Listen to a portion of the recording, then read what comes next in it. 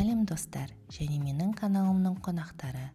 Әдеттегідей, Асхана әлемі каналында қолжетімді өнімдерден дәмді тағам дайындайтын боламыз. Бүгін өте жұмсақ, тәтті, қарапайым жасалатын сметанник пирогын әзірлейміз. Бұл пирогты күнделікті үстелге де және қонақтар үшін де дайындауға болады. Ең маңыздысы, барлық граммовкалар видеодағыдай болу керек. Шұңғылды ыдысымызға 300 грамм ұнды електен өткізіп, оған 8 ас қасық қант, 1 жұмыртқа және шай қасықпен қасық жарым қамырға арналған қопсытқышты қосамыз және 180 немесе 190 грамм сармай салып, бәрін жақсылап жұмсақ қамыр илейміз. Есте болсын, 180 граммнан төмен салмаймыз және 190 граммнан көп салмаймыз. 180 граммнан аз мөлшерде сармай салып қамырды илейтін болсаңыздар, сіздің қамырыңыз піскенде тастайлау болады. Және керісінше 190 граммнан көп мөлшерде сармай салатын болсаңыздар, 300 грамм ұнға арналған.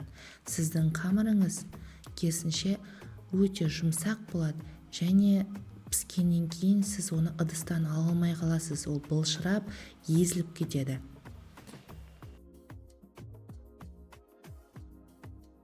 Қамырымызды илеп болған соң, алдын ала дайындалған противеньге салып формасын келтіреміз. Видеода противеньге пергаментная бумага төселген. Сіздерде пергаментная бумага болмаса, ештеңе етпейді. Сол противеньнің үстіне қамырды салып, формасын келтіріп, пешіңізге салып пісіре беріңіздер. Пергаментная бумаганың мына жерде ыңғайлығы, ол пирогымыз әбден пісіп, суығаннан кейін оны ыдыстан шығарып алуға өте ыңғайлы. Жалпы пергаментная бумага сізді пирогымыз противеньге жабыспай піседі.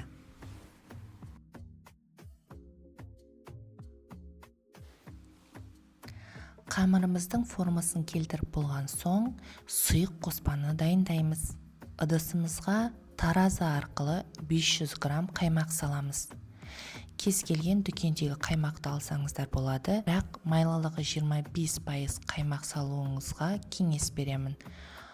Және оған 4 жұмыртқа қосамыз, 5 ас қасық қант саламыз және пирогымыз жарылып кетпеу үшін және қатты ісінбеу үшін лимон соғын құямыз, шамамен 1 ас қасықтай. Және бәрін жақсылап тұрып араластырамыз.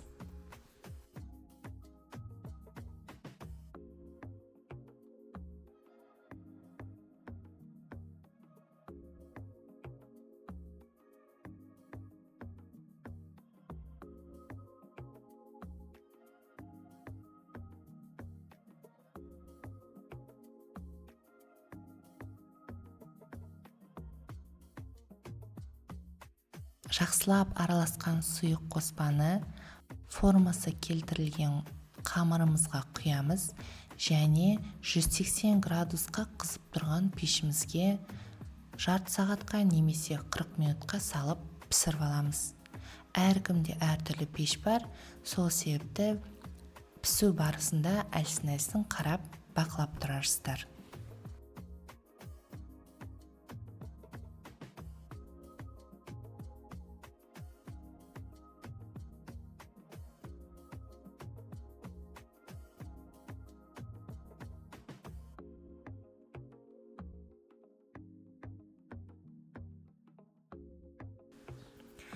Осы таразымен кез келген тағамыңыз идеальный болып шығады. Бұл таразы өте жеңіл болып келеді және қолдануға да ыңғайлы. Артында осындай 2 батареясымен жұмыс жасайды. Осы таразыны мен Wildberries'тен алғанмын және сіздерге де алуға кеңес беремін. Артикулын төменге қалдыратын боламын. Менің пирогтарым жарты сағаттың ішінде пісті. Піскен соң пешімізді өшіріп, пирогтарымызды суытамыз. Демек, кішкентай және биік сметанникті суытпай кессеңіздер, ол өзінің формасын ұстамай ыдырап кетеді.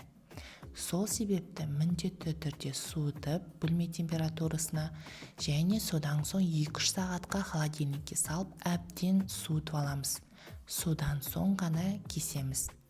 Менің рецептім және менің кеңестерім сіздерге пайдалы болады деген үміттемін.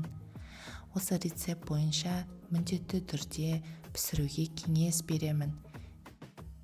Кез келген қыз-келіншектің қолынан келетін өте жеңіл пирог. Каналыма тіркеліп, лайк басып, комментарий қалдыруды ұмытпаңыздар, достар. Сіздердің лайктеріңіз мен үшін үлкен қолдау болып табылады. Келесі кездескенше сау болыңыздар, достар.